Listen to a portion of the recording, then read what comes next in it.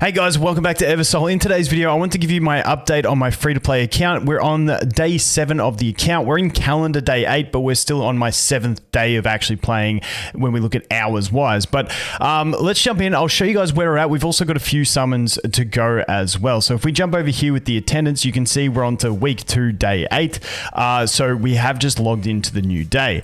And basically, I'm pretty happy with the progression. Now, this account, I did start off with the Adrienne. I probably did 25 gems worth of summons on the normal banner, and then I've started saving my summons. I'm saving for the Talia banner or the undead chick with the big whip thing. I can't remember her name, but she's the other one I'm saving for to see how she is. So I'll choose on one of those two to go ham on. As you can see, I did start with the Adrienne. Obviously, I re-rolled for that. She's been fantastic. The one thing I regret on my account at the moment is that I made Claire legendary probably a bit too early because my Adrienne is still very usable at Elite because I don't have very high ascended units. I probably should have gone with the Catherine as my first one or the Mephi over there as my first legendary. As for dupes, like I'm still short on dupes on all of them, so I just had to make a call on one of them. I chose Claire. She really helped me for a couple stages that I needed her, but besides that, the other two I use way more than that. So that's pretty much the only decision I sort of wish I changed a little bit. Besides that, we're into Naya carry territory, and you know, everything's still pretty much elite. Besides that, like epic, we're not going too crazy on dupes. If you look at my roster, my rates on this account have been fantastic, but I've sort of just gotten like most of the characters in the game and not really hit too many dupes. Miriam is my best duped up, where I've got three copies of her total, and then obviously we've got the same with Lindsay. I believe I had an extra copy. Yeah, so I got 3 copies of Lindsay as well. Those are the only 2 that I've got more than 2 copies of, so that's where we're at. But as for campaign progression, so if we jump into the campaign progression, we are currently in chapter 11. I haven't pushed this chapter yet, so I've got to do some grinding today to try and push as far as I can in chapter 11. Now, if you're wondering how I cleared all the stages, I'm basically just the way this game works is I feel like it sucks in one way, but it's fantastic in another way. It's you just make it the most consistent team you can to clear through all the in-between stages. At least this is how free-to-play goes. You make the most consistent team for clearing the in-between stages, and then you just use a mercenary to clear boss stages. Is pretty much the strategy I've gone with so far. As you can see here in this one, basically I've been normally using, this is one merc that I have at 180, but I don't think she has gear on or something because she's not as effective as a 160 meth that I've been using. But you know, anywhere from 140 to 180 mercs I've been using just to clear stages I get stuck on. It's just been the easiest way. Now, I know everyone doesn't have that available to them, but if you're watching this in the future, or as spenders keep extending the gap between themselves and free to play, it will become more of an option for more people. I was just lucky that my mate Nico has gone pretty hard in the game. So that's where we're at. Like I said, I've just been trying to and the thing is, I'll spend like a couple hours trying to clear one stage just so I have the saved mercenary to try and push extra levels, because saving those mercenaries and using the 5 of them per day as effectively as you can is probably like one of the most important things from what I've gathered so far. It's all about mercenary placement and using it properly. So I'm going to put you there. I'm going to put you there. And I think I'll put you there maybe. Let's try that. Actually, I might go a 3-2 formation. So we'll just jump into this one and have a look. As you can see, my Naya is the one I've power leveled just basically because I was really struggling for damage on my team. Even when sometimes I drop her and I bring the Meph in, still struggle for damage in this formation. It's just something that I've been battling with. So let's go ahead and do this. But I think at this stage we should be okay. They've got the 1 healer. The rest is pretty much damage. So we should be fine with the extra sustain. And then in this last spot, we'll put this. Idea is hopefully we can group everyone up in this corner here. And the good thing about my Angel, Adrienne, is grouping up, and also the taunt for when we have melee enemies, is trying to group up as many as I can so that our sleep will hit as many as possible, provided we do have the highest attack enemy in there. But let's go ahead and see, just show you guys my team that I've been using. This is, like I said, my main team, and then sometimes I swap out one of them for Meph, and then sometimes I will put that Claire in instead of Adrienne, if Adrienne's getting deleted too quick, and that's just the basic flow that we've got. So here we go. We've got 3 of them grouped up, which isn't too bad. We're all getting the invincibility there. I didn't actually see the invincibility bars happen, but let's get this shielded up.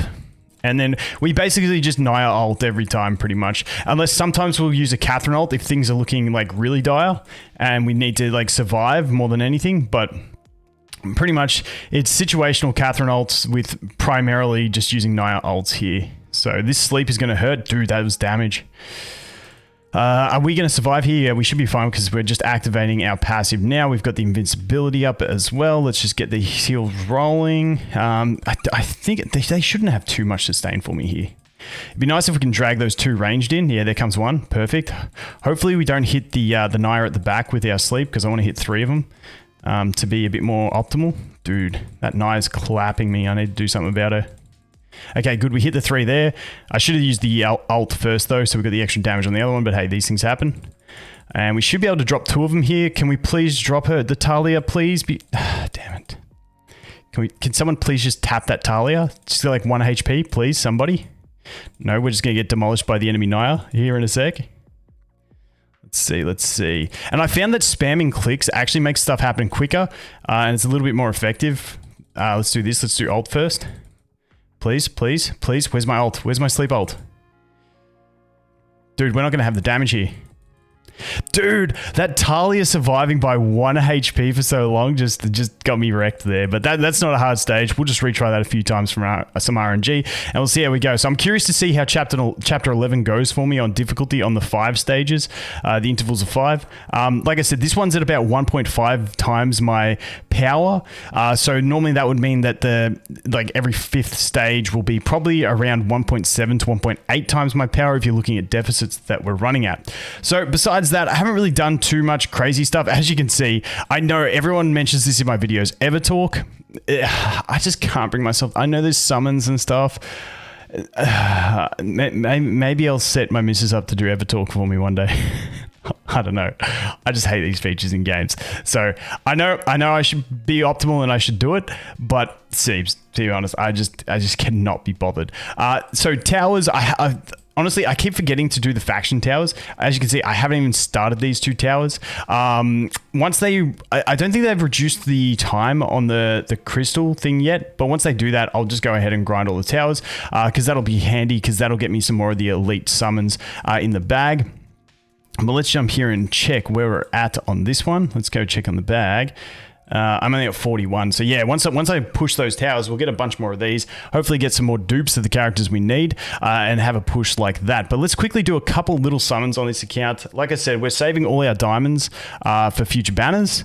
But we do have a 10 pull here and we got the free summon. We got 90. Oh, come on. Surely we can get 2 more friendship points. Surely we can get it. Connecting. Friends. Receive hearts. Is it 2 or 1? 2. Perfect. Okay, there's a temple. All right, let's get it. All right. Let's go 2 friendships first. Temple. Damn, it's been a while since I had a friendship. I did really well on friendships in like my first 30 pulls. I think I got 2. But since then, it's been pretty dry. But honestly, that's a really good amount of fodder. That is a really solid amount of fodder. Type summons. What type are we on? No, I'm not going to summon on those. I really want either human or fairy, ideally fairy, so I'm probably going to save that. Let's do our 1 daily free.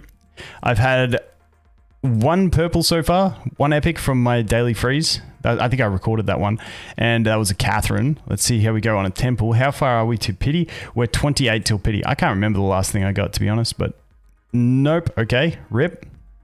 Let's see. Yes, with the fake out. Get around this guy. All right, nice with the fake out. I'll take it. Let's just see. I do like, actually, that's honestly pretty solid for me. Let's check how many copies of Mika I've got now. Because like faction towers become a thing because the faction towers give you so many resources. You actually want a decent team for each faction. So I'm actually pretty cool with that. Let's check my beasts. Yeah, so that's my 4 Mikas. So that means I can just build up Mika to what's between Origin and Legendary. I always forget what it's called in this game. But yeah, I can get it to that mythic type stage, and that's pretty solid for her. I've got to get my other Seahar copy. I'm just avoiding this task at the moment because I don't want to upgrade gear and waste gold. Where is the thing? It's in this thing. I absolutely hate this mission. I hate the fact that it exists and it triggers me so hard. The boot camp. This one here. Reach keepsake level 10. That is so much gold that I just do not want to spend. But that'll give me like 4 copies of Mika and 2 copies of Siha. That is going to be really solid for my tower push. So I'm actually really stoked about that pull. Pretty solid. But anyway, guys, like I said, that's where I'm at on after a week of free to play. I'm really enjoying the game. I'm really enjoying the free to play experience. It doesn't feel like you get stuck. Honestly, like I said, whether you love it or hate it, the mercenary feature just keeps the game flowing and stops it feeling stagnant because you don't get stuck at the same stage for as long as you do in other idle games. I think it's fantastic. Anyway, that is going to be it for this one. Thanks for watching. Hope you have an awesome day and I look forward to seeing the next one. Cheers.